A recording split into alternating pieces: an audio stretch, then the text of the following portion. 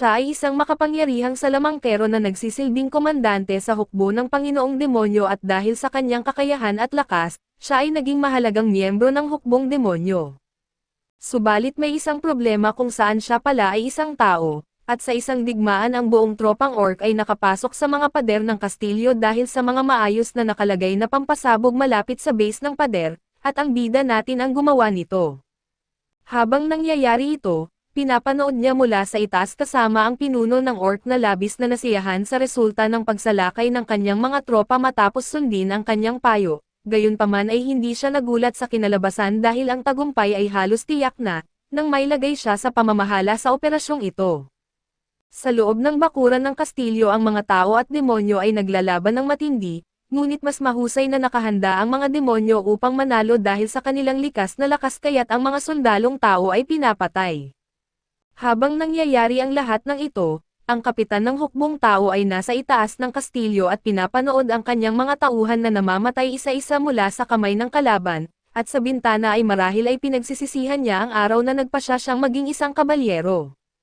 Bigla niyang napagtanto na hindi siya nag-iisa sa silid kaya't lumingon siya at natagpuan niya ang ating bida na si Aiki na nakapasok ng lihim. Alam ng kapitan ng mga tao na tapos na siya kaya't hinarap niya ito at tinanong kung sino siya. Ipinakilala ni Aiki ang kanyang sarili bilang komandante ng 7 Brigade ng Undead ng Panginoong Demonyo. Sinabi ni Aiki sa kapitan ng mga tao na may ilan na lang siyang pagpipilian. Halos patay na ang kanyang mga sundalo kaya sinabi niya dito na gusto niya ang teritoryong ito, at maaari nilang gawin ito sa madaling paraan o sa mahirap na paraan at nasa kanya na ang pagpili at ayaw ng kapitan ng mga tao sa alinman sa mga pagpipilian kaya't sumugod siya para sa isang desperado na atake. Kaso hindi siya nagulat dito dahil sa inaasahan na niya na kailangang gawin ito sa mahirap na paraan.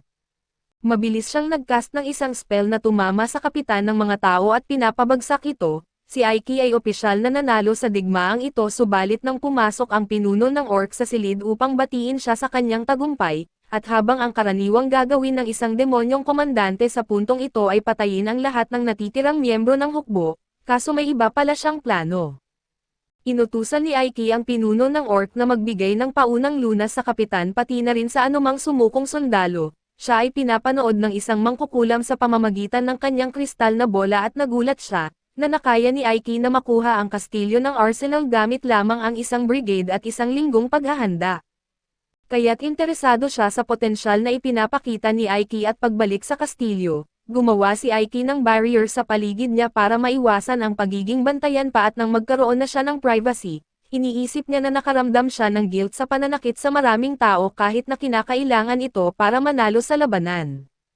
Hindi siya kailanman nasasanay sa karahasang dulot ng digmaan dahil habang ito ay dapat natural lamang sa isang demonyo, subalit si Aiki ay isang tao lamang na nagkukubli at ang kanyang guro na si Romberg ay isang dakilang salamangkero. Pero marami rin siyang alam tungkol sa mundo at sa advanced na sibilisasyon na minsang namuhay. Isang araw ay natagpuan ni Romberg si Aiki bilang sanggol at napagpasyahan niyang alagaan ito bilang libangan. Sa paglipas ng mga taon na kasama niya si Romberg ay itinuro sa kanya ang lahat ng magic at kaalaman na mayroon ito kaso ang huling hiling ni Romberg bago siya namatay dahil sa katandaan, ay huwag sabihin ni Aiki kahit kanino ang tungkol sa sinaunang sibilisasyon dahil magdudulot ito ng sakuna kung malalaman ng mga tao.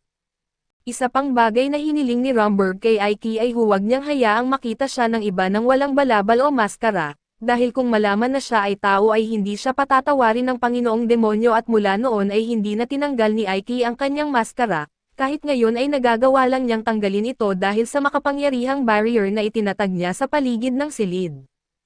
Ang barrier na ito ay pumipigil sa sinuman na makapasok sa silid ng walang pahintulot niya. Pero sa kasamaang palad ay hindi ito naaangkop sa mga tao na nasa loob na ng silid. Tumingin si Aiki pababa at nakita ang kasambahay na nagtatago sa ilalim ng mesa. Nagmamakaawa siyang huwag siyang patayin ni Aiki dahil hindi siya magsasalita tungkol sa kanyang lihim, ngunit biglang tumama ang ulo niya sa mesa at nawalan ng malay at siniguro ni Aiki kung buhay pa siya at mukhang nabubuhay pa naman ang kasambahay.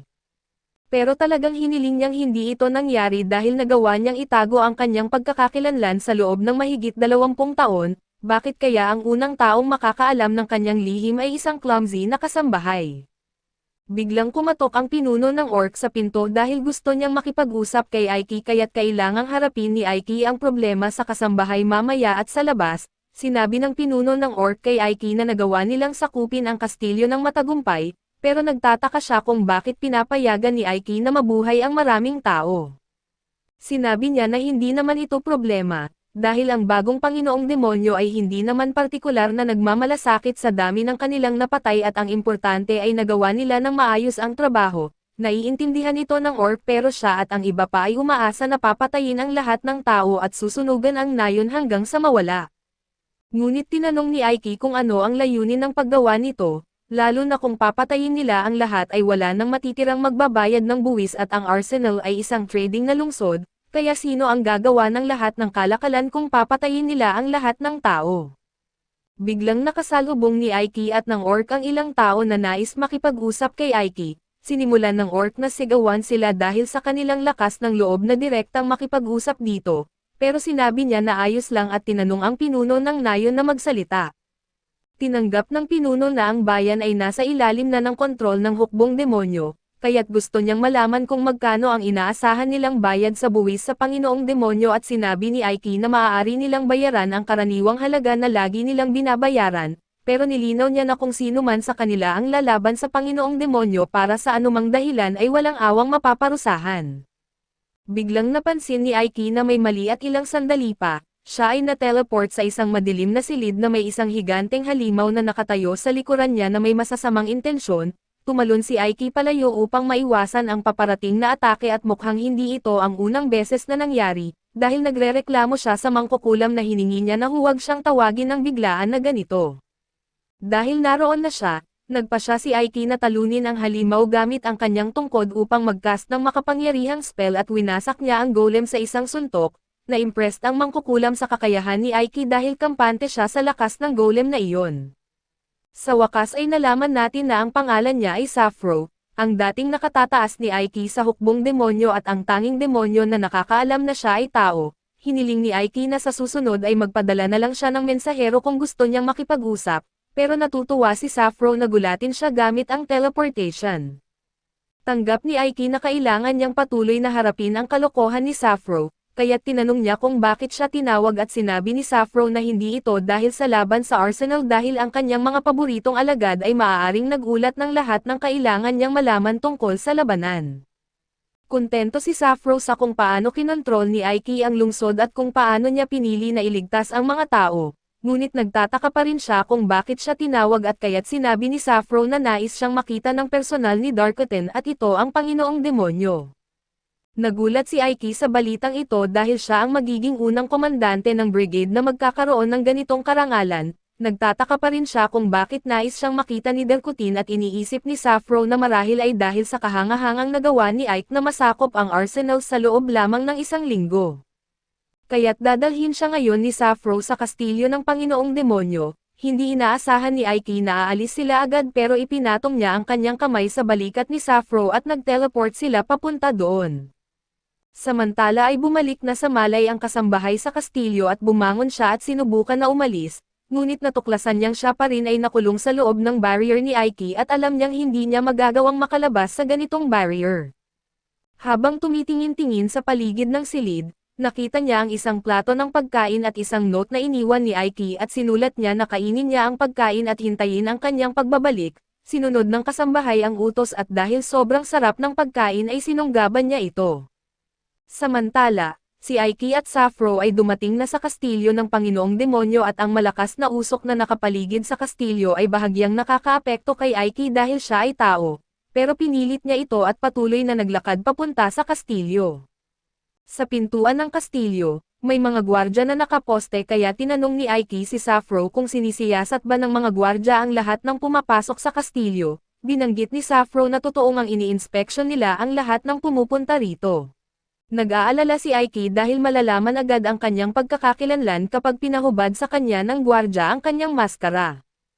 Pero sinabi ni Sappho na siya na ang bahala at ginamit niya ang kanyang mahika upang paligiran si Aiki ng isang nakakatakot na aura at nang makarating sila sa mga gwardya, wala silang naramdaman kundi paggalang sa kanyang kapangyarihan at alam ng mga gwardya na si Aiki ay apo ni Rumberg, at dahil sa pagsasanay mula sa isang dakilang salamangkero ay hindi na nakapagtataka sa kanila na si Aiki ay napakalakas. Pinayagan sina Aiki at Sappho na pumasok sa kastilyo ng walang karagdagang tanong at matapos ang ilang sandali ng paglalakad, tinanong niya kung gaano katagal bago sila makarating sa silid ng pagdinig at sinabi ni Sappho na malapit na sila, pero talagang nais ni Aiki na sana ay kaya rin niyang lumipad katulad ni Sappho sa ganitong sitwasyon.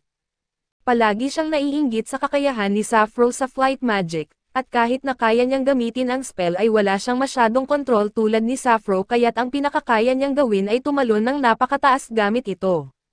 Sa wakas ay narating nila ang silid ng pagdinig kaya sinabi ni Sappho kay Aiki na maghintay sa labas sandali habang kausap niya ang Panginoong Demonyo at nang pumasok na si Sappho, naisip niya kung paano nagawang mabaliktad ng Panginoong Demonyo na si Derkutin ang digmaan at bigyan ang mga demonyo ng kalamangan sa pamamagitan lamang ng pagsali sa isang labanan. Siya ang pinakamalakas na demonyo at ayon sa mga tsismis, siya ay isang malupit at malamig na Panginoon na maaaring pumatay ng sino mang hindi niya magustuhan, ngunit sa kabilang banda ay kilala rin siya na marunong kumikilala ng talento kahit ano pa man ang mga kahinaan ng isang tao. Ang kanyang bagong pamamaraan sa pamumuno ay nagrevolusyon sa hukbong demonyo dahil ang mga demonyo ay likas na ipinanganak na may instinct na mag-away-away sa maliit na bagay. Si Derkutin ay nagawa ang lahat ng iyon sa kanyang panahon bilang Panginoong Demonyo. Nakarinig si Aiki ng tawag mula kay Sappho upang pumasok, kaya pumasok siya sa silid ng trono at habang binabati niya ang Panginoong Demonyo, nagulat siya nang malaman na ang Panginoong Demonyo ay isang babae. Pinuri ni Derkutin si Aiki sa kakayahan niyang masakop ang arsenal sa loob lamang ng isang linggo, nagpasalamat siya sa magagandang salita pero hindi niya iniisip na nararapat siya sa ganong karami na papuri. Nakita ni Derkutin ang pagiging humble ni Aiki na medyo kakaiba dahil nagpapaalala ito sa kanya kung paano kumilos ang isang tao. Agad na pinagsisihan ni Aiki ang pagbukas ng kanyang bibig dahil halos nalantad na ang kanyang lihim.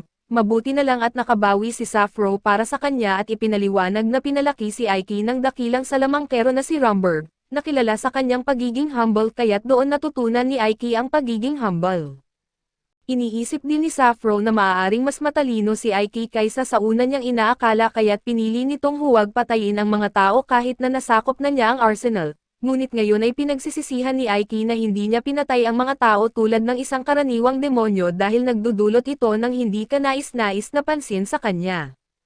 Humingi siya ng pahintulot na magsalita at ipinaliwanag kay Derkutin na pinaligtas niya ang mga tao dahil bagaman maaari silang matakot, hindi sila susunod ng matagal at kaya't naramdaman niyang mas mabuting iwasan ang pagpatay sa kanila hanggat maaari upang mapanatili nila ang kanilang normal na pamumuhay at manatiling produktibo. Tinanong ni Derkutin kung iyon din ang opinyon ni Rumberg, at sinabi ni Aiki na oo at ilang minuto pa lamang siyang nakikipag-usap kay Derkutin, pero alam na niya na si Derkutin ay may kaalaman tungkol sa sinaunang sibilisasyon na sinabi sa kanya ni Rumberg, at ginamit niya ang kaalamang iyon upang mabuo ang hukbong demonyo sa kung ano ito ngayon. Nag-teleport si Derkutin mula sa kanyang trono at lumapag sa harap ni Aiki, sinasabi na siya ay talagang kakaiba sa karamihan ng mga demonyo, pero sa susunod nilang pagkikita ay nais niyang makita ang mukha niya sa ilalim ng maskara. Pagkatapos ay nag-teleport siya sa likod ni Aiki at sinabing inaasahan niyang makakita pa ng magagandang resulta mula sa kanya sa hinaharap. Pagkaalis ni Derkutin sa silid ay bumagsak si Aiki dahil sa nerbiyos at tinutuya siya ni Sappho dahil sa sobrang kaba niya sa harap nito, pero kahit na siya ay isang malakas na salamangkero, siya pa rin ay isang duwag. Ang kinakatakutan ni Aiki ay ang katotohanan na naramdaman ni Derkutin na ang maskara ay hindi ang kanyang tunay na mukha, pero hindi pa rin niya alam na siya ay tao at binanggit din ni Sappho na makakatanggap si Aiki ng gantimpala mula kay Derkutin para sa kanyang mga nagawa, bagaman hindi niya ito ituturing na gantimpala. Pagkalipas ng ilang sandali ay nag-teleport siya pabalik sa arsenal upang tingnan ang kalagayan ng kasambahay, nakita niyang kinain na ng kasambahay ang lahat ng pagkain na iniwan niya para rito. Kaya't tumingin siya sa paligid at nakita itong natutulog sa likod ng mesa. Ginigising niya ito at nang malaman ng kasambahay na bumalik na siya, nagsimula itong magmakaawa para sa kanyang buhay at humiling kay Aiki na huwag siyang saktan at sinabi niya sa kanya na kumalma dahil wala siyang balak na patayin siya, pero nais niya munang malaman ang kanyang pangalan. Sinabi ng kasambahay na tinatawag siyang 13 dahil ang mga alipin dito ay tinutukoy lamang sa kanilang mga numero, pero tinatawag siya ng kanyang ina sa pangalang Stella at sinabi ni Aiki kay Stella na hindi niya siya maaaring palayain ngayon na alam na nito na siya ay tao. Pero nangako si Stella na hindi siya magsasalita tungkol sa tunay na pagkakakilanlan ni Aiki sa kahit sino. Naniniwala si Aiki na mananatiling tahimik si Stella subalit para masigurado, binanggit niya na kailangan niyang magsilbi bilang kanyang kasambahay mula ngayon at masayang-masaya si Stella na maging kasambahay nito kung ibig sabihin nito ay mabubuhay siya, kaya't pumayag siya. Kinabukasan ay opisyal na kinoronahan si Aiki bilang pinuno ng isang lugar na tinatawag na Alas. Noong nakaraang araw ay ipinaalam ni Safro kay Aiki na ito ang gantimpalang inihanda ni Delcotin para sa kanya, isang bayan ito sa harap na linya kaya't ang trabaho ni Aiki ay ang muling itayo ang bayan at pataasin ang kita mula sa buwis nito ng doble. Hindi ito gusto ni Aiki lalo na't si Safro ang nag-conquer sa bayan at sinira ang lahat ng pader, na nag-iwan dito ng walang proteksyon at dahil nasa harap na linya sila, kailangan nilang magkaroon ng mga pader ng bayan para sa proteksyon sakaling umatake ang hukbong tao. Nang tanungin siya kung gaano katagal abutin ang muling pagtatayo, sinabi ni Gaia na aabutin ito ng 6 na buwan sa pinakamabilis at ang 6 na buwan ay napakatagal para sa isang bayan na walang pader, pero sa paggamit lamang ng mga manggagawang tao, walang paraan para mapabilis pa ito. Gayunpaman, naniniwala si Aiki na may paraan siya para matapos ito sa loob lamang ng 1 buwan, at iyon ay ang paggamit ng parehong mga manggagawang demonyo at tao at di pa kailanman nakita ni Gaia na nagtutulungan ang mga tao at demonyo, at naisip pa ni Aiki na magkaroon ng 8 oras na shift upang tuloy-tuloy ang pag-aayos ng pader 24 na oras sa isang araw. Binabayaran din ni Aiki ng sapat na sahod ang mga manggagawa upang mapanatili ang kanilang moral, kaya't kumbinsido si Gaien na si Aiki ang pinakamalaking asset ng hukbong demonyo at tiyak na siya ang susunod na Panginoong Demonyo. Kapag nagtagumpay sila ay maaaring magbago ang takbo ng digmaan kaya't nagpasya si Derek Cotton na ipagkatiwala kay Aiki ang tagumpay ng kanilang pag-atake, samantala sa kaharian ng mga tao ang kabalyero na kilala bilang White Rose Alistair ay tinawag upang tulungan ang kaharian na bawiin ang Alas, dahil hindi na nila kayang mawalan ng isa pang kuta. Matapos ibigay ang kanyang tungkulin ay agad siyang umalis upang tuparin ito at sa parehong oras, sina Aiki at Stella ay nasa kaharian din para sa isang misyon ngunit si Stella ay na-distract ng isang laro ng scam, binanggit ng lalaking may laro na kailangan lang hulaan ni Stella kung nasaan ang bola at kapag tama siya, dodoblehin ng lalaki ang anumang halaga na kanyang inilagay. Pinili ni Stella ang kanyang hula kaso wala siyang pera para tumaya dahil hindi siya pinagkakatiwalaan ni Aiki sa pera. Nagalit ang manloloko dahil nasayang ang kanyang oras, ngunit nagbago ang isip nito at sinabing pwedeng magbayad si Stella sa ibang paraan kapag natalo siya. Biglang lumutang ang mga tasa sa ere at nalaman na wala naman palang bola sa ilalim ng alinman sa mga ito. Nagalit ang iba pang mga tao na natalo at nagbanta sa manloloko na ibalik ang kanilang pera at sa gitna ng kaguluhan, dinala ni Aiki si Stella at sinabi na hindi siya dapat lumayo sa kanyang tabi bilang kanyang kasambahay.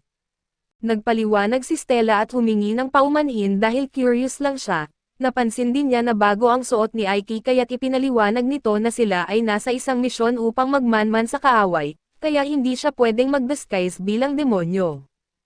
Habang naglalakad sila sa bayan ay nakakita sila ng isang hukbo ng mga sundalo na naglalakad sa mga kalye. Ito na ang kailangan ni Aiki para makonfirm na ang kaharian ay tunay ngang bumubuo ng alyansa at 3 beses nang naganap ang mga alyansang ganito noon at sa bawat pagkakataon, natalo ang Demon Lord at napaatras ang hukbo pabalik sa kastilyo. Nag-aalala si Stella na baka matalo na naman ang hukbo ng mga demonyo dahil sa alyansa na ito, ngunit inaasahan ni Aiki na umaasa si Stella na bumagsak ang mga demonyo dahil siya ay halos bilanggulang sa ngayon at ipinaliwanag ni Stella na dahil ang kanyang ina ay alipin sa lipunan ng tao, hindi siya ituturing bilang anumang higit pa sa isang alipin at malamang na matatapos siya tulad ng mga mahihirap na bata doon. Sinabi ni Aiki kay Stella na hindi niya kailangang mag-alala dahil ang kasalukuyang hukbo ng mga demonyo ay ang pinakamalakas at pinakamatalino. Kaya't hindi sila matatalo ng ganoon kadali at habang patuloy silang naglalakad sa kalye, narinig ni Aiki ang isang tao na sumisigaw na humihinto sila kaya't lumingon siya at nakita na ito ang manloloko na sumubok na harapin sila. Galit na galit ang manloloko dahil sinira ni Aiki ang kanyang perpektong scam kaya nagdala siya ng malaking tao upang mabawian si Aiki at makapaghiganti. Tumingin si Aiki sa paligid at nakita na walang mga tao malapit kaya nagpasya siya na pwede niyang turuan ng kaunting leksyon ang manloloko. Sa isang iglap ay nagcast siya ng spell para i-freeze ang mga binti ng malaking tao at sinundan ito ng ilang mga yelo na nakatutok sa manloloko. Pinilit ng manloloko na alisin ni Aiki ang yelo upang magpatuloy siyang nanakawan ito, ngunit sinaksak ni Aiki ang balikat nito upang ipakita na hindi siya natatakot na saktan siya kung hindi siya susunod. Sa wakas, naintindihan ng manloloko ang kanyang sitwasyon at pumayag na sabihin kay Aiki ang anumang nais niyang malaman kaya't tinanong niya ang manloloko kung para saan ang lahat ng mga sundalo sa bayan, dahil mukhang nagmamadali sila. Sa una ay sinabi ng lalaki na wala siyang alam, ngunit nagbanta si Aiki na papatayin siya kaagad kaya't napilitan itong magsabi ng impormasyon tungkol sa alyansa at kung paano nais ng Roser Army na makakuha ng war valor na para sa kanilang sarili, bago pa sumali ang alyansa. Naiintindihan ni Aiki kung bakit nila nais gawin ito, dahil ang mas mataas na bilang ng mga napatay ay nagbibigay ng mas maraming respeto sa anumang mga pagpupulong na pang-estratehiya, gayunpaman kung mabigo sila sa kanilang misyon ay ilalagay nito ang Roser sa masamang posisyon. Inisip ni Aiki kung saan nila isasagawa ang kanilang pag-atake kaya sinabi ng manloloko na mayroon lamang isang lugar na maaari nilang puntiryahin ngayon at iyon ay ang alas. Ayon sa mga ulat ay may malaking butas sa mga pader ng alas kaya tiyak na mahina ang depensa nito.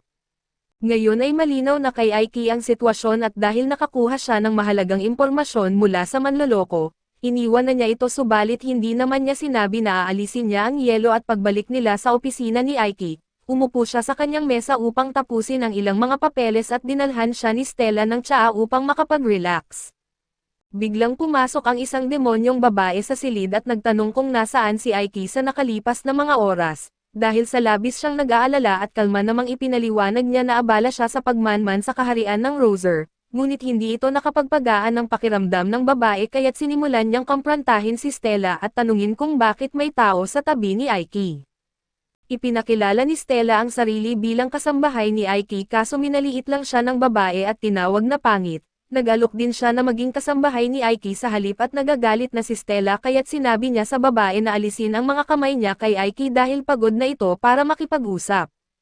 Nagsimula ang mahabang pagtatalo sa pagitan ng dalawa, parehong nang akusa sa isa't isa ng pagtatangkang akitin si Aiki at sapat na matalino si Aiki na hindi na makikisali, samantala ang hukbo ng Roser ay nagtipon sa labas ng alas at naghahanda na para sa pag-atake.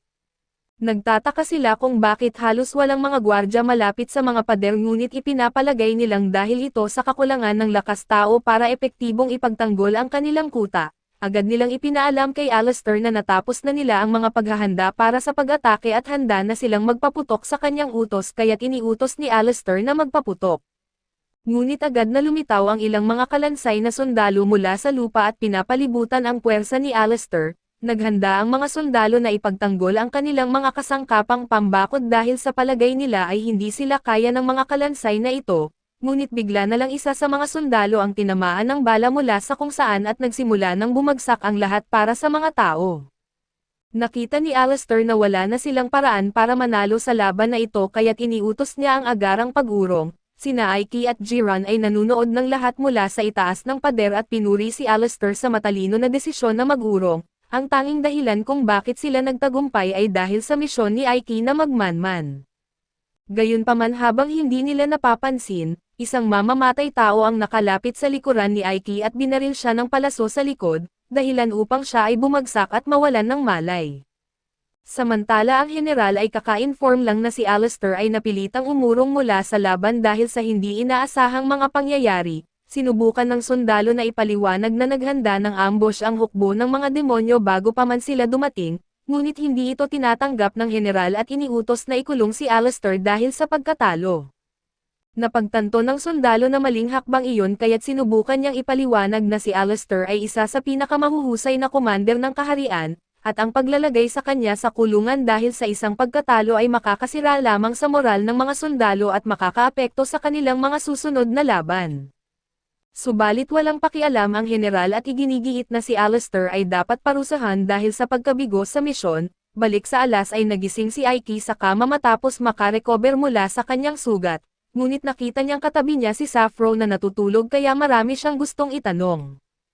Una ay nais niyang malaman kung bakit si Sappho ay nasa kama niya, subalit iniwasan nito ang tanong at sinabi na iniligtas niya ang buhay ni Aiki kahit na pinapakita niya ang sitwasyon na medyo nakakahinala, at sa wakas napilit ni Aiki si Sappho na magseryoso at sabihin sa kanya ang nangyari dahil hindi niya maalala kung paano siya napunta sa ganoong kalagayan.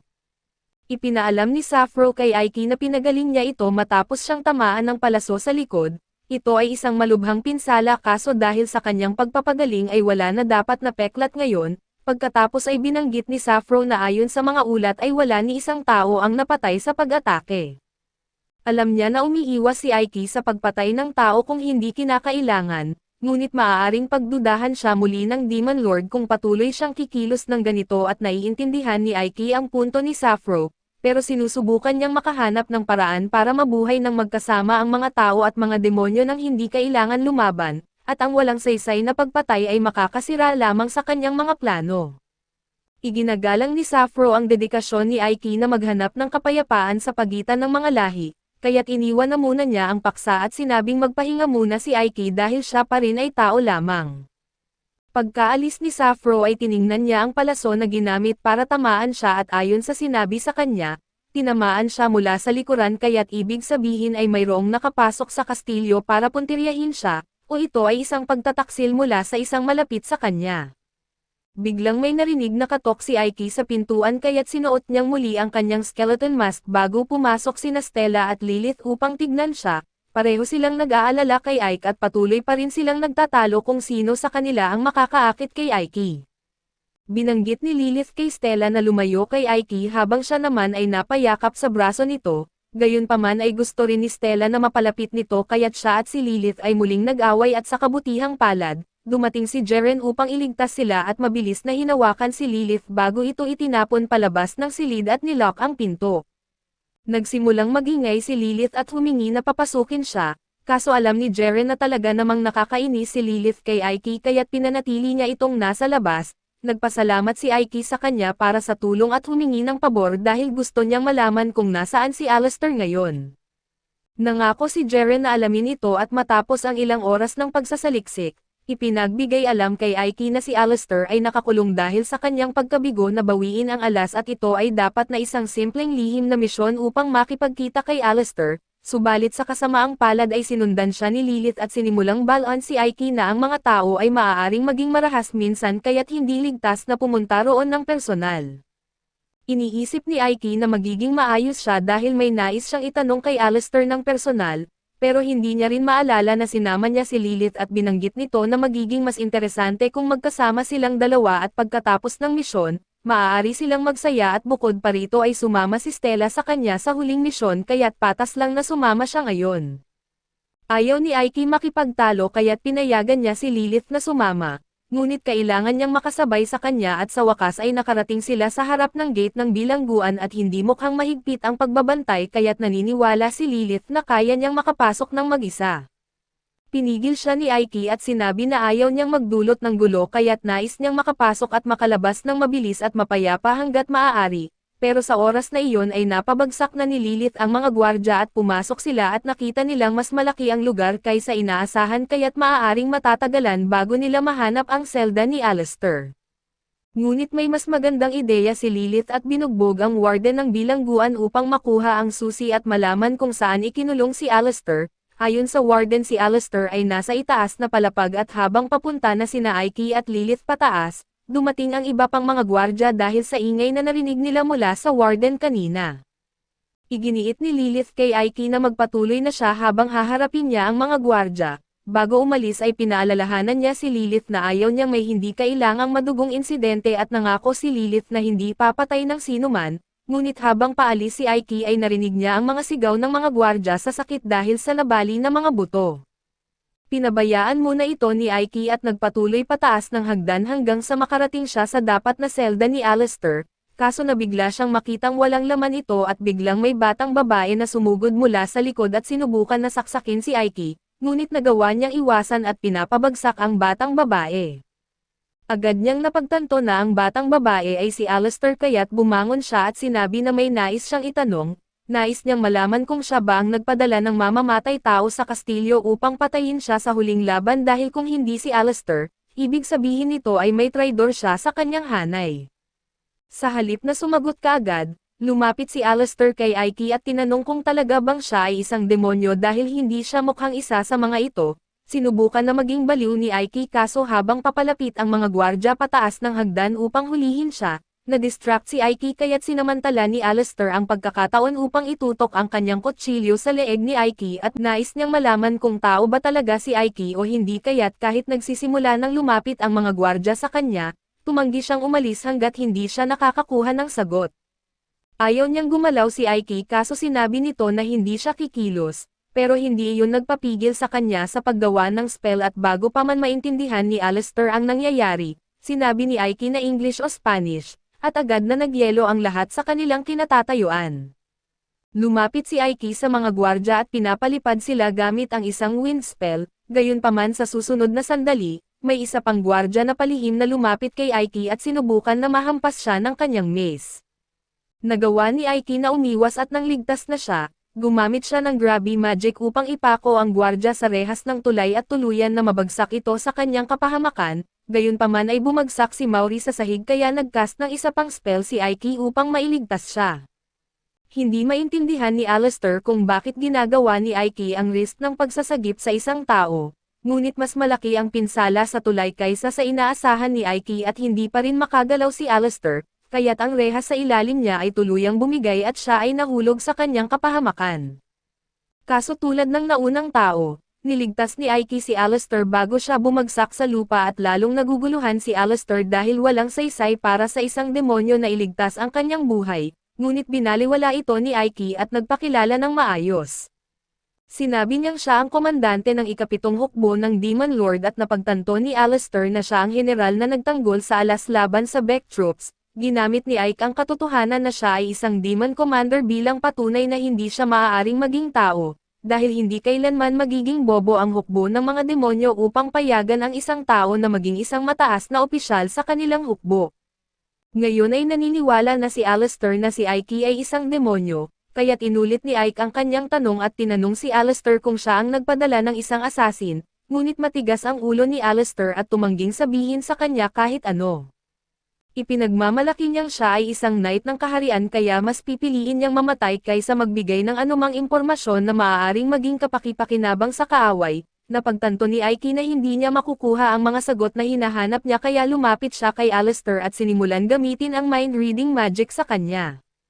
Habang ginagawa niya ito ay dumating si Lilith upang tingnan siya at ito'y galit na si Aiki ay nagpapakilig sa isang babaeng tao habang siya ay narito. Sinubukan niyang yakapin si Aiki at nakuha na niya ang lahat ng impormasyon na kailangan niya mula sa isipan ni Alastor kaya sinabi niyang aalis na siya. Habang naglalakad palabas sina Aiki at Lilith, tinawag ni Alastor si Aiki at tinanong kung bakit siya nag-abala pang pumasok sa kulungan kung aalis din lang naman siya ng payapa. Iginiit ni Aiki na wala na siyang dahilan para manatili dahil nalaman niyang walang kinalaman si Alastor sa pagpatay at habang binabasa niya ang isip ni Alastor, nakita niya ang ilang mga alaala nito. Sinabi ni Aiki kay Alastor na hindi siya dapat masyadong magdalamhati sa pagkatalo sa laban para sa Alia, dahil mahalaga para sa isang komandante na tulad niya na matuto mula sa kanyang mga pagkakamali at magpatuloy. Matapos iyon ay sinabi ni Aiki kay Lilith na maghanda na sila para umalis. Ngunit bago iyon ay iminungkahi ni Lilith na pumunta sila sa isang pribadong lugar para magsaya muna, kaso tinanggihan ni Aiki ang ideya at agad na nagbukas ng portal upang i-teleport sila pabalik sa kastilyo. Pagkaalis nila ay naiwan si Alastor na maraming tanong tungkol sa nangyari. Pagbalik sa mansyon ay sinalubong si Aiki ni Stella at sinabi niyang may regalo siya para sa kanya. Naging curious si Stella kaya lumapit siya dito at ibinuhos ni Aiki ang isang bag ng bigas sa kanyang kamay. Hindi pa nakakakita si Stella ng bigas kaya wala siyang ideya kung ano ito, kaya ipinaliwanag ni Aiki na nahanap niya ito sa kabisera ng Lazes at makakatulong ito sa pagtaas ng produktibidad ng alas. Inutusan siyang maghanap ng paraan upang doblehin ang kita mula sa buwis para sa bayan. Habang maraming trigo na ang naproduce ng alas, kung lilipat sila sa pagtatanim ng bigas ay mapapataas nito ang produktibidad ng buong bayan. Hindi alam ni Stella kung ano ang ibig sabihin ng produktibidad kaya ipinaliwanag ito ni Aiki na ibig sabihin ay makakapagtanim sila ng mas maraming bigas kaysa sa trigo. At ito'y nangangahulugang hindi na nila kakailanganin ng maraming magsasaka upang tumulong sa pagtatanim, ibig sabihin ito ay makakagawa sila ng iba pang bagay sa kanilang oras at kaya't sa kabuuan, tataas ang produktibidad ng alas at sa kalaunan ay yayaman ito. Tinanong ni Aiki kung naintindihan ni Stella ang lahat ng sinabi niya, kaso nahihirapan pa rin si Stella na intindihin ang ibig sabihin ng produktibidad kaya ang leksyon ni Aiki tungkol sa ekonomiya ay nasayang, pinadali niya ang paliwanag at sinabing ibig sabihin nito ay maraming pagkain ang makakain ng mga tao at makakakuha siya ng maraming buwis at sa wakas, naintindihan na ito ni Stella. Para simulan ang lahat, nais niya na subukan ni Stella na magluto ng bigas at di pa nakapagluto ng bigas si Stella kaya tinanong niya si Aiki kung ano ang gagawin dito. Kaso wala ring ideya si Aiki dahil sa ngayon lang rin siya nakakakita ng bigas. Nagulat si Stella na may mga bagay na hindi rin alam ni Aiki kaso hindi pa rin niya alam kung ano ang gagawin sa bigas. Ang alam lang ni Aiki ay dapat magsimula sa mababa hanggang mataas habang niluluto ito kaya ipinagkatiwala niya kay Stella na alamin ang natitira, habang siya ay nag-aasikaso ng mahahalagang bagay sa bayan. Ilang minuto ang nakalipas ay tinawag ni Aiki si Jiren upang itipon ang lahat ng sundalo ng kanyang hukbo sa bakuran at nang matapos iyon, nagsimula siyang mag-isip ng kanyang nalalaman hanggang ngayon at ang palaso na ginamit sa tangkang pagpatay ay pagmamay-ari ng hukbo ni Alistair. Ngunit binasa niya ang isip ni Alistair at wala itong alam tungkol sa tangkang pagpatay, na nangangahulugang isang tao ang umatake sa kanya at sinubukan na ipalabas na si Alistair ang may kagagawan at bagaman ayaw niyang maghinala sa kanyang mga sundalo, kailangan niyang tanggapin ang katotohanan na malamang may spy sa kanilang hanay. Ginamit niya ang kanyang mind-reading magic upang suriin ang isipan ng lahat ng naruroon at sa wakas, matapos suriin ang lahat ay nakakita siya ng isang goblin na kinakabahan at umaasang hindi siya mahuhuli. Nang makampirma ang kanyang hinala, agad siyang nag-teleport sa harap ng goblin at inakusahan itong spy at pagkatapos ng ilang sandali, pumunta si Aiki sa kastilyo ni Sappho upang humingi ng payo at nagkataon naman na siya ay nag-teleport habang naliligo si Sappho. Hindi naman alintana ni Sappho ang pagiging walang saplot sa harap ni Aiki, ngunit siya ay nahiya kaya sinabi niyang maghihintay na lamang siya sa labas at bago siya lumabas, tinanong ni Sappho kung may traidor ba sa kanyang hukbo. Nakakuha ito ng atensyon ni Aiki dahil wala pa siyang sinasabihan tungkol sa spy na goblin. Tinanong niya kung paano nalaman ni Sappho ang tungkol dito kaso sinabi ni Sappho na hula lamang ito, ikinwento ni Aiki na ang traidor ay si Jace at ito ang isang mata na goblin. Hindi nagulat si Sappho dahil matagal na siyang naghihinala kay Jace at tinanong niya kung ano ang dapat niyang gawin ngayon, at sinabi ni Sappho na paparusahan nila si Jace sa kanyang pagtataksil at samantala sa alas, ipinaalam kay Jace ng kanyang mga tauhan na kamakailan lamang ay pumunta si Aiki sa kastilyo ni Sappho.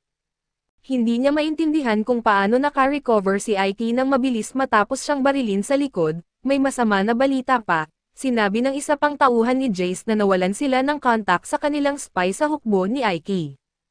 Alam ni Jace na masamang balita ito dahil malamang ay nabisto na ni Aiki ang kanyang maliit na plano. Nagdesisyon si Jace na titipunin niya ang kanyang mga puwersa at aatakihin si Aiki bago pa siya mahuli, ngunit sa kanyang pagkagulat ay nalaman niyang si Aiki ay nasa kalye at hinahanap siya. Lumabas si Jace upang makipagkita kay Aiki at nagpapanggap na magalang, iginiit ni Jace na dapat sinabi ni Aiki kung bibisita siya ng biglaan at binanggit nito na nagkataon lang siyang nasa lugar, kaya't naisip niyang bisitahin si Jace ng mag-isa. Gayunpaman si Jace ay dumating kasama ang buong hukbo niya at tinanong ni Aiki kung nagpaplano ba si Jace na magsimula ng digmaan o ano paman, iginiit ni Jace na ito ang kanyang teritoryo kaya wala namang pakialam si Aiki dito, binanggit din ni Jace na nasugatan siya kamakailan kaya mukhang nawawala na ang galing niya bilang isang komandante. Sinang-ayunan ito ni Aiki at sinabi niyang nagkamali nga siya noon, ngunit hindi niya inaasahan na pagtataksilan siya ng kanyang kasamahan kaya hindi niya ito nakita na darating at alam ni Aiki na si Jace ang traidor kaya tumigil na si Jace sa pagpapanggap na mabait, sinabi kay Aiki na nagkamali siya sa pagpunta rito mag-isa dahil wawasakin siya ng buong hukbo nito. Natutuwa si Aiki na dinala ni Jace ang buong hukbo niya dahil ibig sabihin nito ay pwede niyang lipulin silang lahat ng sabay-sabay, tumingin si Jace sa langit at nakita ang maraming higanteng apoy na bumabagsak sa kanila. Ito ay gawa ni Sappho at ng kanyang mapanirang spell. Gustong-gusto ni Sappho gamitin ito kaya nakalimutan niyang sabihan si Aiki na umalis sa blast radius, bagamat tiwala siya na magiging ayos lang ito at samantala sa lupa, hindi talaga ayos si Aiki dahil napilitang siyang magtago sa likod ng isang gusali upang hindi mapasabog.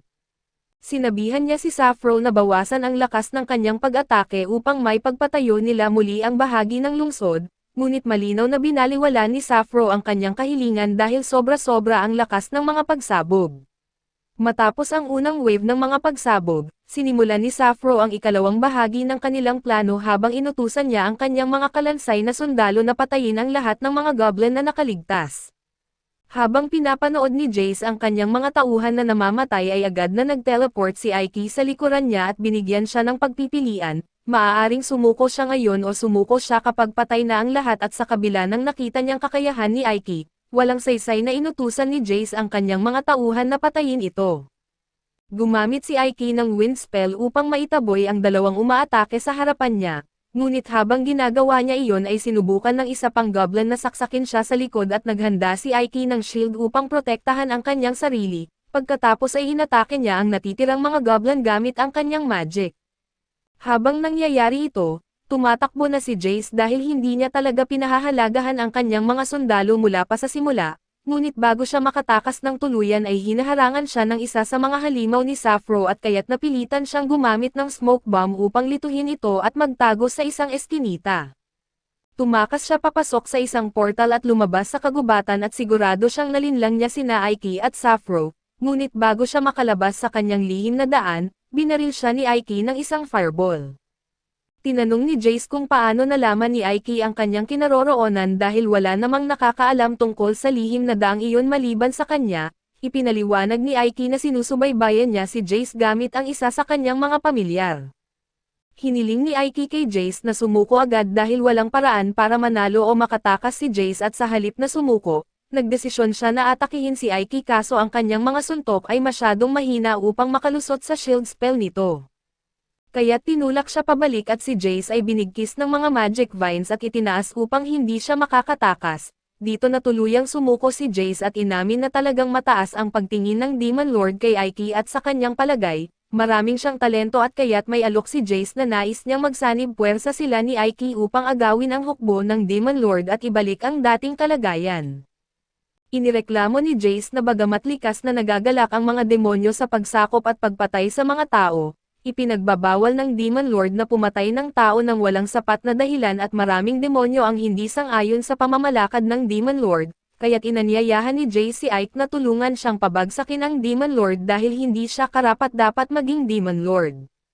Siyempre ay tumanggi si Aiki kaya't binali ni Jace ang isa niyang kamay at naghagis ng kutsilyo kay Aiki. Madaling iniwasan ito ngunit nainsulto siya na inisip ni Jace na tatama iyon sa kanya at nagsimulang tanungin niya ito kung sino pa ang nagbabalak na pababagsakin ang Demon Lord, ngunit tumanggi si Jace na magbigay ng anumang impormasyon. Dumating si Sappho at handa na siyang pahirapan si Jace upang makuha ang impormasyon, kaso nakiusap si Aiki na hayaan siyang subukang makuha ito ng payapa dahil ayaw niyang labis na masaktan ang kahit sino. Nagreklamo si Sappho na masyadong matagal ang mga pamamaraan ni Aiki kaya't kailangan niyang gumawa ng marahas na hakbang. Biglang nagsimulang maging kulay lila si Jace at sumigaw sa sakit na ikinagulat ni Sappho dahil wala pa siyang ginagawa at ibig sabihin, nalason si Jace ng mga iba pang demonyo sa kanyang grupo upang hindi siya makapagpalabas ng kanilang mga lihim. Sinubukan ni Aiki na gamutin si Jace gamit ang isang antidote spell ngunit masyadong malakas ang lason kaya't mamamatay rin si Jace kalaunan. Bago siya mamatay ay tinanong siya ni Sappho kung nais pa rin niyang protektahan ang pagkakakilanlan ng mga taong naglason sa kanya. Sumang-ayon si Jace na sabihin kung sino ang mga pinuno ng rebelyon upang makapaghiganti si Sappho para sa kanya. Matapos makuha ang impormasyon ay pumunta sina Sappho at Aiki upang makipagkita kay Dirk Kuden at ipinaalam sa kanya na may rebelyon na pinamumunuan ng 3rd Division Commander na si Bast. Dahil inaakusahan nila si Boso ng pagtataksil ay gusto ni Kuden na marinig ang panig ni Boso at ayon sa kanya, sina Sappho at Aiki lamang ang nagtatangkang idamay siya kaya nila pinatay si Jace upang patahimikin ito. Inaangkin din ni Boso na nagbabalak si Sappho na nakawin ang ikatlong bangkay mula sa kanya. Ngunit ang lahat ng mga paratang na ito ay lalo lamang nagpapagalit kay Sappho at sinabi ni Dirk Kuden kay Sappho na magpigil dahil siya ang mag-aayos ng sitwasyon. Ipinaliwanag ni Dirk Kuden na kung maraming kapangyarihan ang taglay ng isang demonyo, mas nagiging gahaman sila sa kapangyarihan at ito ang ambisyong naglalarawan sa mga demonyo, kaya't hindi niya kayang mapaparusahan ang isang demonyo dahil lamang sa paghahangad nito ng kapangyarihan. Gayunpaman ay hindi siya tanga at alam niyang nagsisinungaling si Boso at alam din niyang tapat pa rin si Sappho sa kanya, subalit kasalanan pa rin ni Sappho na nagtaksil si Jace sa kanya dahil siya ang dapat magpanatili ng katapatan ng kanyang mga tauhan. Tinatanggap ni Sappho ang responsibilidad na iyon kaya't ayon sa batas ng mga demonyo ay dapat patayin ni Dark Kuden ang dalawa sa kanila. Ngunit hindi niya gagawin iyon dahil nakakapanghinayang naman na mawala ng dalawang pangunahing commander ng sabay, sa halip ay nagpasya siyang magdaos ng isang duelo at kung sino man ang manalo ay mabubuhay at ilang sandali pagkatapos, naghahanda si Sappho para sa duelo at natanggap niya mula sa Demon Lord ang mga detalye nito. Sinabi niya kay Aiki na gagamit sila ng mga puppet at bahagi ng mga patakaran na hindi sila pwedeng makilahok ng personal, pareho silang bibigyan ng tig 50 puppet at mananalo ang isang kampo kung sino ang unang makakatapos sa lahat ng puppet ng kalaban. Tila masyadong komplikado ito para sa isang duelo dahil maaaring pinapabilis na lamang ni Dark Kuden at pinapaharap na lamang sila, ngunit inakala ni Sappho na nais ng Demon Lord na subukan ang kanilang galing bilang mga commander. May isa pang bagay na nakalimutan banggitin ni Sappho at pinayagan ni Dark Kuden ang mga commander na magtalaga ng kinatawan upang lumaban para sa kanila. Pinili ni Sappho si Aiki upang lumaban para sa kanya at tinanong siya ni Aiki kung sigurado ba siya sa desisyon na iyon. Ngunit sinabi ni Sappho na mas malaki ang tsansa nilang manalo sa ganitong paraan dahil ang isang duelo ay pagsusulit ng galing sa pamumuno, at naniniwala siyang mas magaling si Aiki bilang commander kaysa sa kanya, kahit na mas malakas siya kay Aiki. Pero sa ngayon ay ipinagkakatiwala niya ang kanyang buhay kay Aiki, hindi gusto ni Aiki ang ideya na siya ang lalaban para sa kaligtasan ni Sappho, ngunit wala siyang magawa at wala na siyang magagawa kundi ang gawin ang kanyang makakaya. Si Aiki ay dinala upang makita ang mga puppet na kanyang pamumunuan at ayon sa sinabi sa kanya, ang mga puppet na ito ay may pantay na lakas at sumusunod sa utos ng kanilang commander at ang tanging magpapasya sa duelo, ay ang kakayahan ng mga commander sa pamumuno. Pinayagan din silang lagyan ng armor ang mga puppet ayon sa kanilang nais, ngunit sa tingin ni Aiki ay hindi sapat ang mga espada upang matiyak ang kanyang tagumpay at ilang sandali pa, siya ay bumalik sa kanyang opisina at nag-iisip ng mga magagandang formation para sa mga puppets nang biglang pumasok si Stella at inalok siya ng isang tasa ng tsaa. Dahil narito na siya, tinanong ni Aiki si Stella kung ano ang gagawin niya kung kailangan niyang manalo sa isang laban at wala masyadong karanasan si Stella sa pakikipaglaban, kaso kung pipili siya ay mas pipiliin niya ang walis bilang sandata. Sabi ni Aiki na tama siya, dahil ang pinakamahusay na sandata ay yaong nagbibigay daan sa kanya na manatili sa labas ng saklaw ng kalaban habang maaari siyang umatake, gayon din ay mas mainam ang espada kaysa sa punyal kaso mas mainam ang panan dahil maaari kang umatake mula sa malayo. Alam din ito ni Boso kaya malamang gagamit din siya ng parehong tactics. Binanggit ni Stella na ang dati niyang amo ay palaging sinasabi na kamangha-mangha ang mga crossbow sa laban. Napansin ni Aiki na maaaring magandang ideya iyon dahil kayang mabutas ng mga crossbow ang metal na baluti at mas madaling gamitin kaysa sa pana. Subalit hindi iyon sapat para sa kanya at kailangan niya ng mas makapangyarihan pa sa crossbow. Gusto niyang mag-Oppenheimer sa kanila kaso wala siyang materyales para doon kaya't nagpasya siyang gumamit ng baril. Hindi pa naririnig ni Stella ang tungkol sa baril kaya't tinanong niya kung malakas ba ito. Siniguro ni Aiki sa kanya na ang mga baril ay napakalakas at nagbibigay daan na umatake mula sa daan-daang metro nang hindi makakabawi ang kalaban. Tila kamangha-mangha ito kay Stella kaso tinanong niya kung kaya ba talagang gumawa ni Aiki ng ganoong bagay. Hindi niya ito magagawa ng mag-isa, ngunit may plano na siya para doon at sinabi niya na si Fai ay isang mahusay na alchemist kaya tiyak na magagawa niya ang mga baril sa lalong madaling panahon. Pero nang tanungin niya ito ay diretsahang sinabi ni Sappho na hindi niya magagawa iyon at maaaring magaling si Sappho sa paggawa ng mga bagay, ngunit hindi niya magagawa ang isang bagay na hindi pa niya nakikita. Sinubukan ni Aiki na ipaliwanag na isa lamang itong bakal na cylinder na may powder upang ilunsad ang isang bala, ngunit hindi siya pinansin ni Sappho at tinanong si Aiki kung gusto niyang lumangoy kasama niya.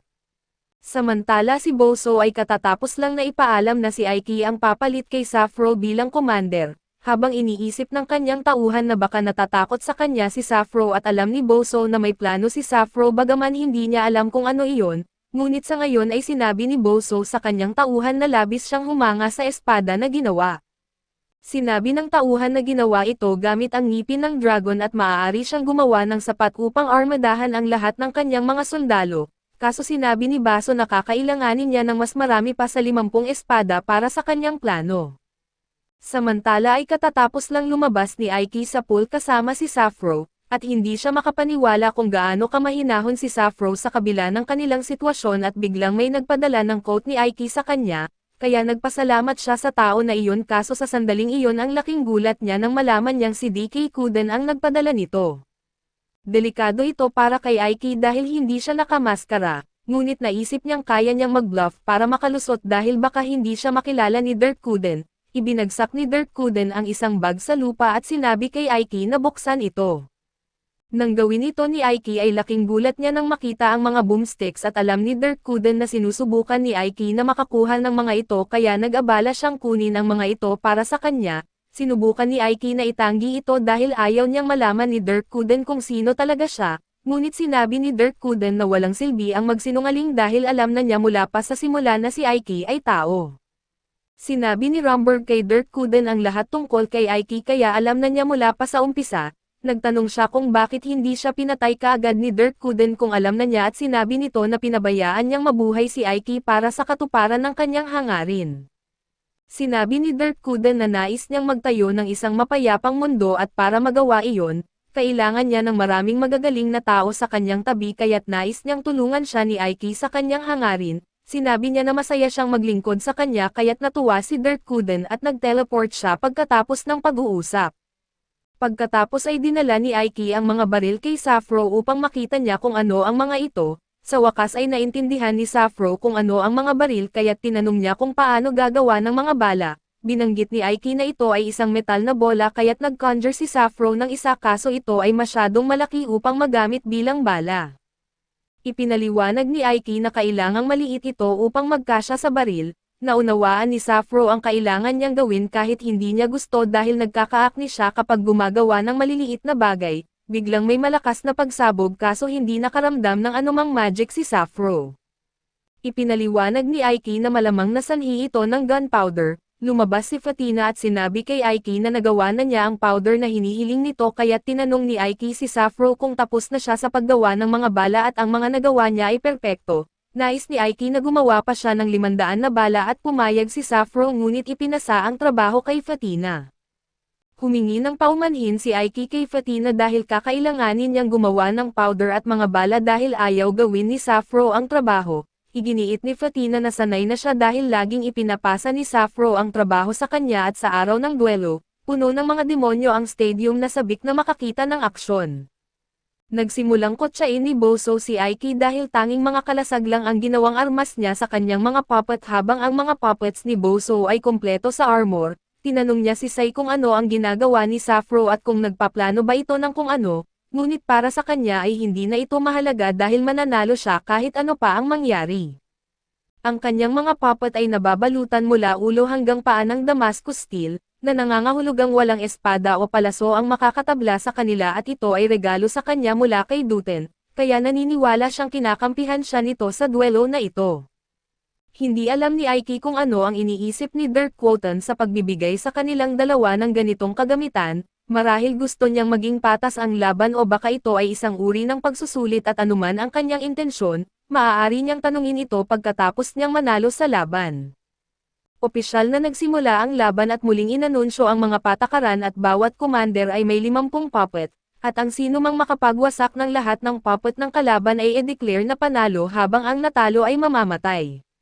Matapos ang pag-aanunsyo, binigay ang senyales para magsimula ang duelo at agad na inutusan ni Boso ang kanyang mga archer puppet na barilin ang mga puppets ni Aiki. Iniutos naman ni Aiki sa kanyang mga puppet na harangin ito gamit ang kanilang mga kalasag at bagamat naharangan ang ilan sa mga palaso, tinamaan pa rin ang ilan sa kanyang mga puppet.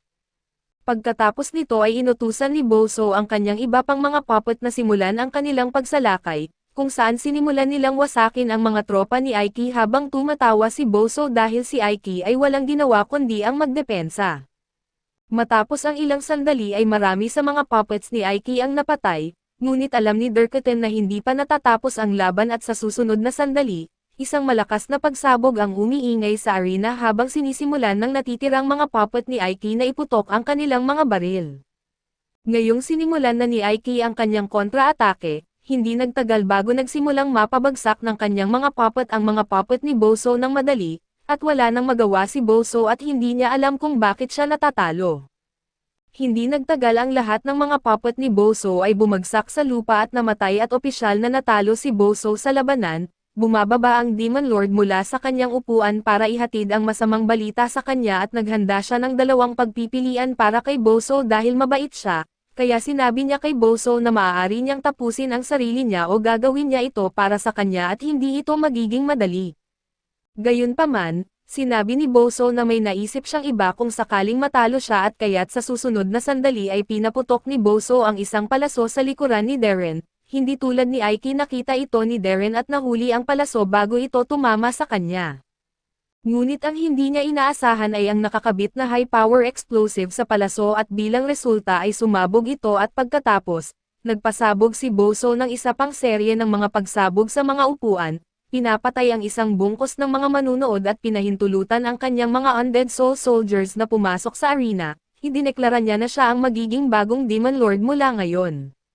Maraming taon ang nakalipas si Rumber ay nagwala sa isang madilim na kuweba, nilipol ang isang grupo ng mga lobo at natagpuan ang isang pamilya na pinaslang ng mga halimaw. Sa gitna ng kaguluhan ay may isang batang nakaligtas pa rin, na pinoprotektahan ng mga magulang na inilagay ang kanilang buhay sa panganib upang iligtas ang kanilang anak mula sa kamatayan. Sa kasalukuyan ang 3rd Battalion ay double time na nagtatrabaho sa plano ni Boso na makuha ang kontrol sa buong grupo ng demonyo. Habang hindi inaasahan ng mga orc, ang mga commander skeletons at goblins ay tuloy-tuloy na nilipol ang sinumang humaharang sa kanilang daan. Si Boso na puno ng kumpiyansa ay nagsasabing kapag na-lockdown na niya ang mga demonyo ay luluhod ang buong mundo sa kanya. Sa kanyang sandali ng kaluwalhatian, lumapit si Boso kay Aiki at sinasabing hindi pa huli ang lahat para sumama sa kanya at ginagarantiya niya ang tagumpay. Iginiit pa niya na pwede pa ring patakbuhin ni Aiki ang 7th Battalion at habang sinusuri niya ang sitwasyon, nakita niyang nahuhuli ang mga orcs sa ring at inaatake ng skeleton squad. Tumugon si Aiki na maganda ang alok ngunit hindi niya nais makipag-usap kay Boso. Sa pagpapalabas ng kapangyarihan mula sa kanyang staff ay sinabi ni Aiki na hindi kailanman magiging Demon Lord si Boso. Tumawa si Boso at iniisip na mas matalino pa si Aiki kaysa noon.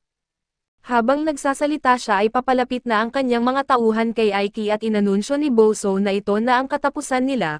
May ilang mandirigma ang sumugod kay Aiki kaso pinakawalan niya ang isang spell na nagpalipad sa kanila at di nasindak.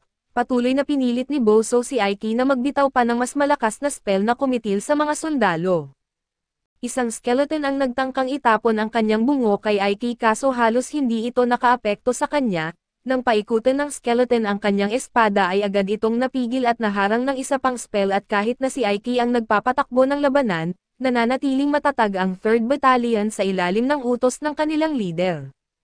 Habang umaakyat si Aiki ay tina-target siya ng mga archers pero naiwasan niya ang mga ito at patuloy na umakyat sa mataas na lugar upang makita ang buong labanan. Mula sa itaas ay nagbitaw siya ng spell na tumama sa lahat ng kaaway ay ikinagulat ni Boso at di nagtagal. Si Boso na ang sunod na makakaramdam ng galit ng alagad ni Rumber.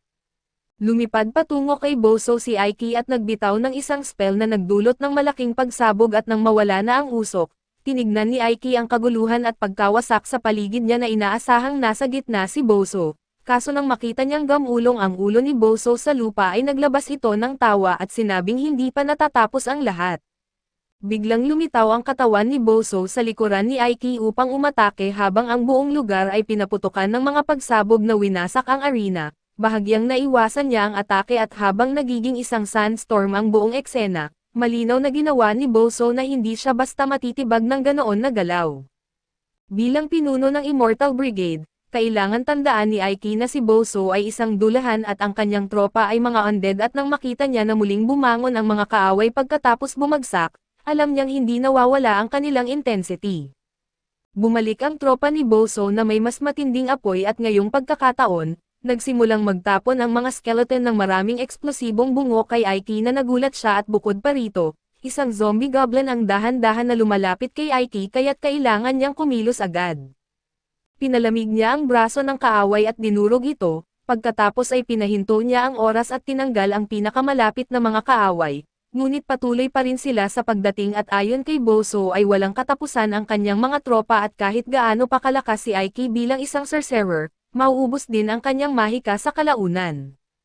Kaya't oras lang ang usapan bago makuha ni Boso ang tagumpay, na nakakainis dahil gustong-gusto ni Boso na magkaroon ng isang manlalaro tulad ni Aiki sa kanyang koponan, at sa pag-akala ni Aiki na hindi na maaaring lumala pa ang sitwasyon ang Orc Archer na bumaril kay Dero ay nag-target muli gamit ang kanyang kahanga-hangang layunin.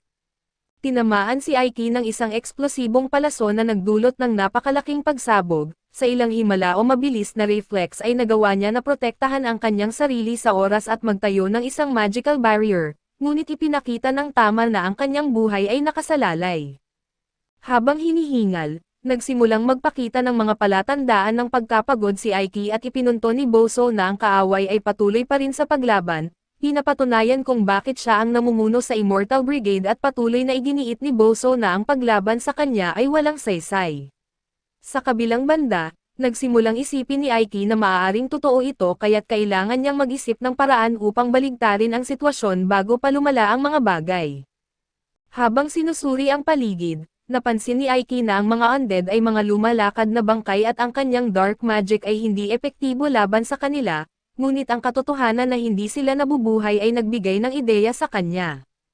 Samantala inisip ni Boso na ang malamig na kilos ng kaaway ay tanda ng pagsuko, kaya sinunggaban niya ang pagkakataon upang mag-utos ng isa pang atake mula sa kanyang mga tropa na agad naman nilang isinagawa. Sumagot si Aiki gamit ang isang nakasisilaw na spell na nagwalis sa mga umaatake at ang liwanag ay kumalat sa buong battlefield at gayon din sa mga natitirang kaaway. Hindi inaasahan ni Boso ang galaw na ito kaya't siya ay napipi at ang kanyang archer lucky ay naghahanda para sa isa pang target kaso natanggal ang kanyang braso, na pinahinto siya sa kanyang momentum at si Sappho ang nag-ayos ng score sa orc sa pamamagitan ng pagpapalipad nito.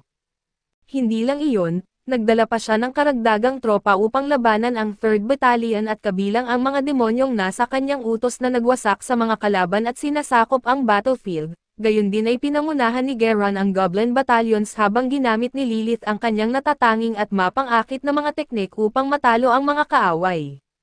Matapos magpahayag ng kanyang daan sa mga halimaw, inihayag niyang pupunta siya kay Aiki at samantala ay nauna si Sappho kay Aiki at ipinaalam ang sitwasyon na nasa kamay na nila. Sa praktikal na pagkatalo ni Boso ay isinumpa niya ang pangalan ni Sappho, kaso si Dero na nagmasid mula sa mga anino ay may iba pang mga plano.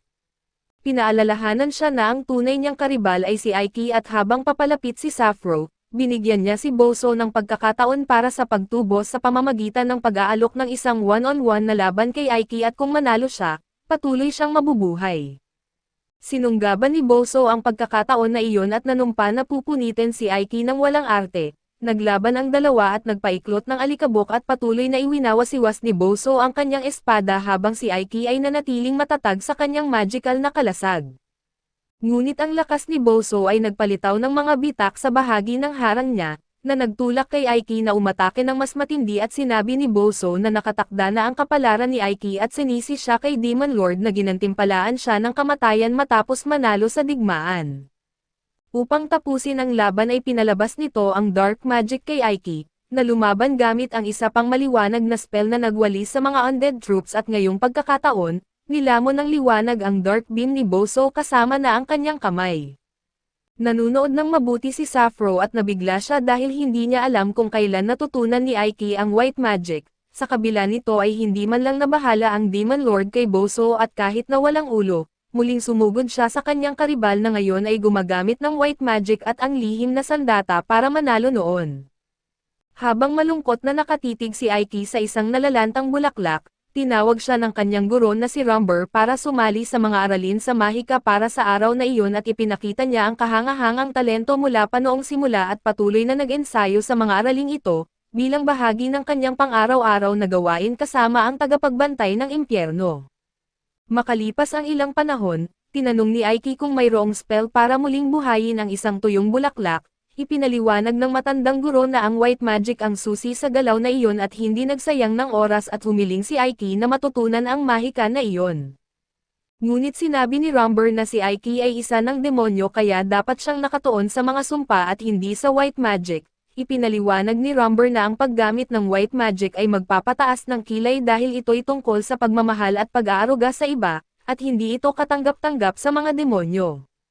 Ngunit kung talagang gusto ni Aiki na matutunan ito, sinabi ni Rumber na kailangan niyang itago ito at ipinaliwanag pa niya na ang white magic ay mas nakakatakot kaysa anumang espada para sa mga demonyo. Haharapin niya ito at hindi na umatras si Aiki at nagpatuloy bilang isang ganap na mage. Habang naglaban ay sinabihan ni Aiki si Boso at binanggit ang pagnanais na maging Demon Lord ay sobra para sa isang maliit na fry tulad niya. Hindi iniintindi ni Boso ang pagbato sa kanyang mga tropa kahit na undead sila, handa siyang ipagkanulo ang kanyang mga tauhan at ang kanyang babae para sa kanyang sariling kapangyarihan.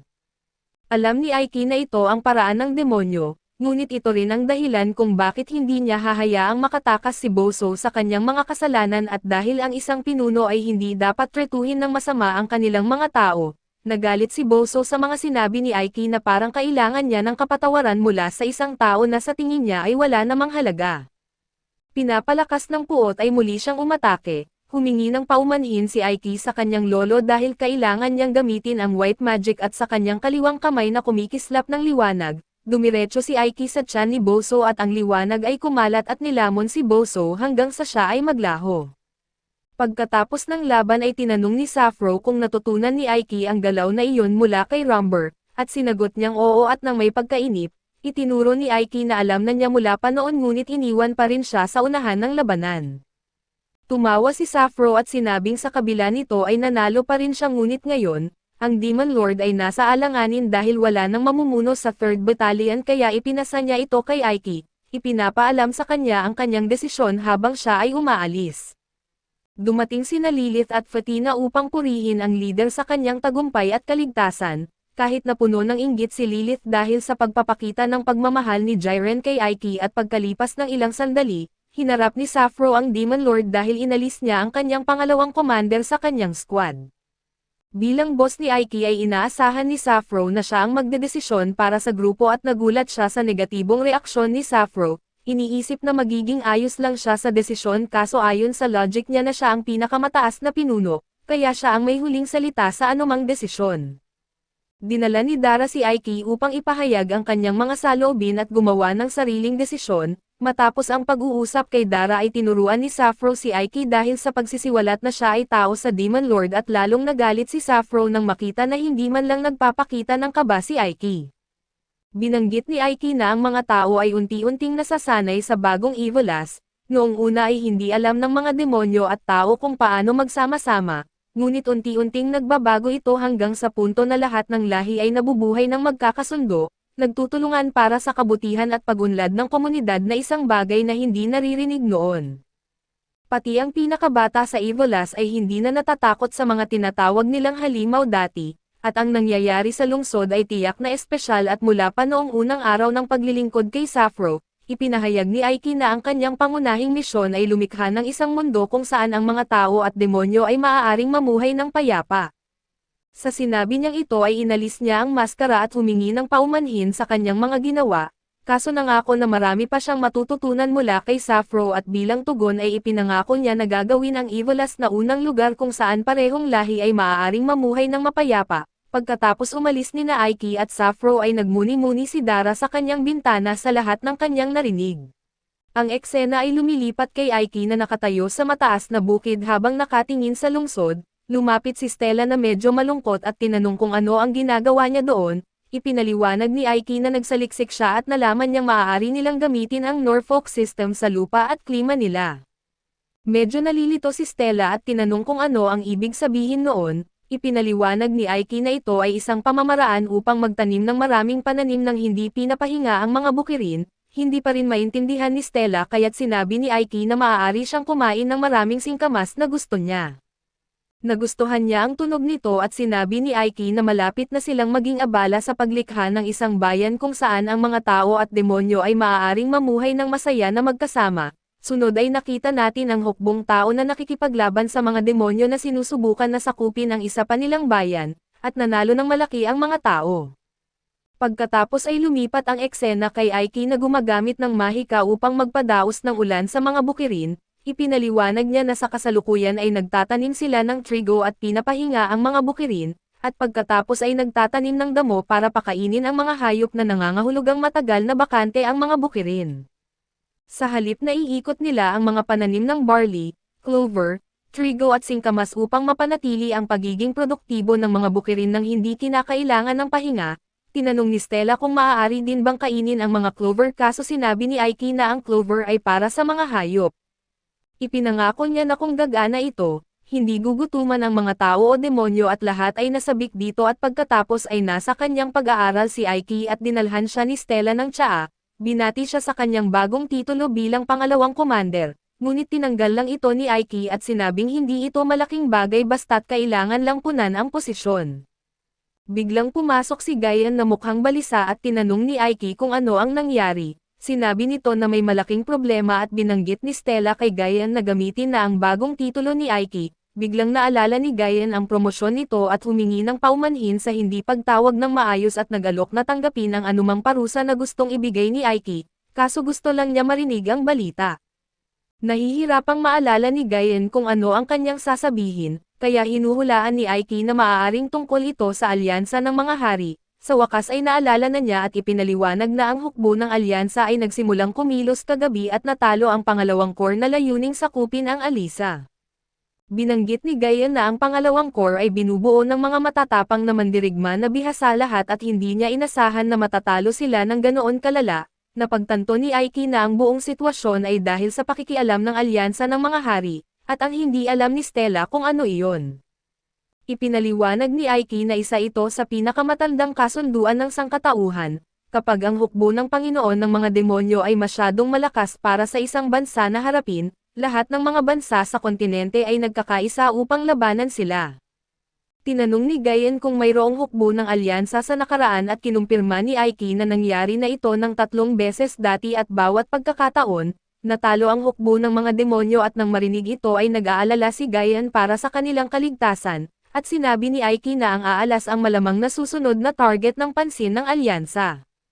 Ipinaliwanag niya na sinakop ng alyansa ang arsenal na isang mahalagang base, at kung gusto ng mga tao na mabawi ito ay kailangan nilang harapin ang mga front lines at sa isang lambak, iniisip ni Aiki na kahit mas malakas ang mga demonyo kumpara sa mga tao sa isang laban, ang tunay na hamon ay ang pakikipaglaban sa kanilang napakaraming bilang at kakayahang magtulungan. Kung sakaling makuha ng alyansa ang aalas, ang kanilang hukbo ay didiretso sa Arsem dahil mas marami sila kaysa sa mga tagapagtanggol, tatamaan nila ito ng matinding atake na magdudulot ng pagkawala ng Arsem at ipinaliwanag ni Ike na kung mangyari ito, mapipilitan ang kanilang hukbo na umatras pabalik sa Dober. Iniisip ni Jiren na napakasama ng sitwasyong ito at sumang-ayon si Ike at idinagdag na kung mangyari ito, matatapos din ang kanyang pangarap na lumikha ng isang bayan kung saan ang mga tao at demonyo ay maaaring mamuhay ng payapa. Sinabi niya na ang tanging paraan upang labanan ang numerical na kalamangan ng mga tao ay ang paggamit ng mga baril. Lumipat ang eksena kay Fantina na nakikipag-usap kay Aiki at Sappho, sinasabi na hindi nila maaaring mag-mass-produce ng mga baril gamit ang alchemy. Nagtataka si Sappho kung bakit at ipinakita ni Fantina ang isang baril na gawa sa alchemy. Lumabas na mahina ang baril at nasira pagkatapos ng isang gamit lang at tinanong ni Sappho kung kailangan ba talaga nila ng mga baril, iminumungkahi na maaaring gamitin na lang nila ang mahika para durugan ang mga tao. Itinuro ni Aiki na ang paggamit ng mahika sa ganitong kalaking saklaw ay magdudulot ng matinding pagkawasak na mahirap buuin muli pagkatapos, ipinaliwanag niya na kailangan nila ng mga armas na madaling gamitin ng kahit sino kung sila'y lalaban sa alyansa. Sinabi ni Fatina na bagaman mahirap mag-mass-produce ng mga baril, maaaring posible ito kung gagawin nila ang mga bahagi ng hiwalay at pagkatapos ay pagsamasamahin. Tinanong ni Sappho kung paano nila gagawin ang maliliit na bahagi at nabanggit ni Fatina na maaaring makatulong ang mga duwende dito. Sumang-ayon si Sappho kaso napansin na ang mga duwende ay natalo ng mga tao at ngayon ay naglalakbay na lang bilang isang tribo. Kailangan nila ng maraming duwende upang makagawa ng mga armas na kailangan nila. Kaya tinanong ni Sappho si Fatina kung paano nila kokolektahin ang lahat ng mga ito. Walang ideya si Fantina, nagbigay si Ike ng suhestyon na ilabas ang hari ng mga duwende na nakakulong sa Oath Kingdom, Lumipat ang eksena sa hari ng mga duwende na nakakulong sa isang selda sa Oath at naaalala niya kung paano nilipol ng mga tao ang kanyang mga tauhan. Matapos ang pagkatalo, iniharap ng mga tao sa kanya na hindi sana nangyari ito kung nakinig lang ang mga duwende mula sa simula. Tumanggi ang hari na gamitin ang kanilang teknolohiya para sa digmaan at binalaan siya ng mga tao na ang kanilang sitwasyon ay magiging mas masama pa kung hindi sila sumunod, at kinuha ang kanyang anak bilang bihag. Inutusan ang mga duwende na gamitin ang kanilang kakayahan para sa kaharian ng Oath kung gusto nilang mabuhay. Wala silang ibang opsyon kaya sumunod sila at nagtrabaho sila para sa kaharian at pagkatapos ay naghiwalay sa iba't ibang lugar. Iniisip ng hari kung nasaan na ang kanyang mga tauhan ngayon at napansin ang mga bantay sa labas na nakagapos o natutulog. Dumating si Lilith at binuksan ang kanyang selda at nabigla ang hari na makakita ng isang demonyo at tinanong kung ano ang gusto nito. Sinabi ni Lilith na sumama ito sa kanyang ngunit patuloy na nagtatanong ang hari na ikinainis ni Lilith. Pinatulog niya ang hari tulad ng ginawa niya sa mga sundalo. Dumating si Gayen at tinanong siya kung ano ang ginawa niya sa hari. Sumagot si Lilith na naiinis na siya sa walang katapusang tanong nito at dagdag pa ni Lilith na kailangan nilang ilabas ang hari mula doon. Binuhat ni Gayen ang hari at umalis sila. Natuwa siya na hindi sila nakakatagpo ng mga bantay kaso natagpuan ito ni Lilith na nakakalungkot. Ipinaalala ni Jiren kay Lilith na sinabihan sila na mag-ingat at huwag makatawag ng pansin habang inilalabas ang hari. Sinabi niya kay Lilith na manahimik at magpatuloy sa paggalaw. Hindi nagustuhan ni Lilith ang kanyang tono at sinabing mabaho siya ngayon. Nagalit si Jiren at ang ingay nila ay nakaakit ng mga bantay at bilang isang mage ay sinipsip ni Lilith ang lakas ng mga bantay upang pabagsakin sila. Sinabi ni Jiren na gusto ni Aiki na iwasan ang mga laban hanggat maaari, ngunit binaliwala ito ni Lilith at sinabi niyang ire-report ito kay Aiki. Isa pang bantay ang sumubok umatake kay Jiren kaso nagulat ang lahat ng pabagsakin niya ito. Napagtanto niya na lumabag siya sa mga utos ni Aiki at sinabi ni Lilith na sasabihin niya ito kay Aiki at nagmakaawa si Jiren na huwag, ngunit sa wakas ay nakalabas sila ng piitan at nakita ang maraming sundalo na nagkalat.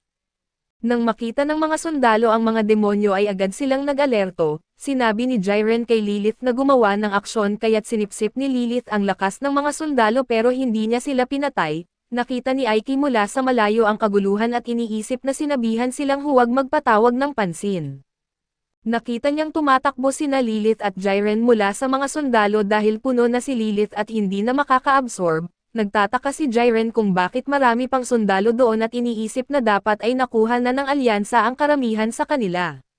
Gumamit si Aiki ng mahika upang pigilan ang mga sundalo sa paghabol sa kanila at tinanong ang kanyang grupo kung may problema ba. Sinabi ni Jiren na maayos ang lahat at kasama nila ang hari at nabigla si Aiki sa rough na paghawak sa hari at pinaalalahanan si Jiren na maging maingat dito.